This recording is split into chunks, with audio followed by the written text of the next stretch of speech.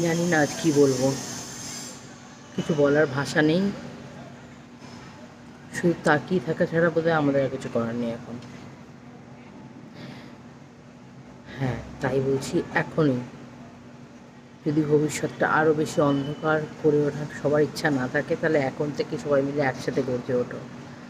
আর যেখানে যেখানে প্রতিবাদ হচ্ছে, যদি পারো সবাই সেখানে আশেপাশে যারা থাকো সবাই যাও, সঙ্গে থাকো।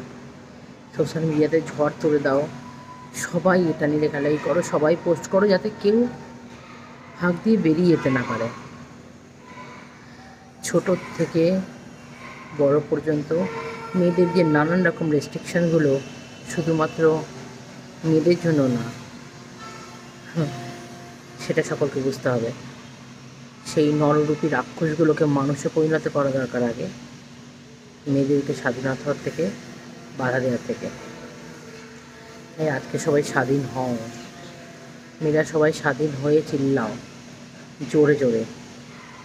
যেটা হচ্ছে দিনের পর দিন, আর যেটা জানতে পারছি, আর এরকম অনেক ঘটনা যেগুলো জানতে পারছি না, এরকম অনেক মানুষের অনেক ঘটনা যেগুলো আমরা দিনের পর দিন জানতেই পাই না, কোথাও যেন বাড়ি চাপা পড়ে যায়। কত মেয়ে মরে যাচ্ছে, কত মেয়ে খুঁজে পাওয়া যাচ্ছে না। আর কোনো বয়সের সীমা নেই। ঘৃণা হয়, লজ্জা হয়। এই রকম পরিবেশের আমরা মানুষ, এই রকম জায়গায় আমরা বাস করি, যেখানে মেয়েদেরকে কোনো বস্তু হিসাবে ট্রিট করা হয়। রাস্তায় চলতে গেলে 10 বার জামা ঠিক করতে হয়, পাশের লোকটা কীভাবে দেখছে। কেন?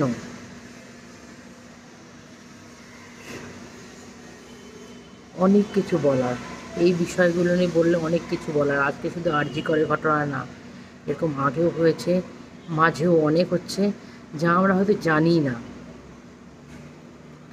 গলা ভার হয়ে আসে, চোখে জল চলে আসে।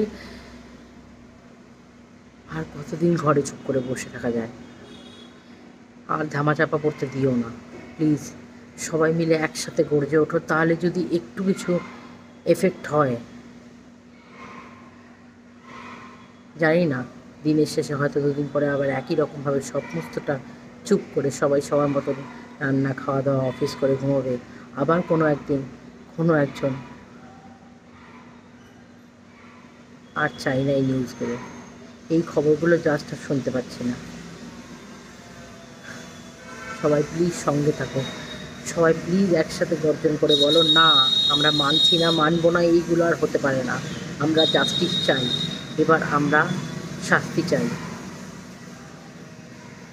আর এইসবের শাস্তি শুধুমাত্র মৃত্যু।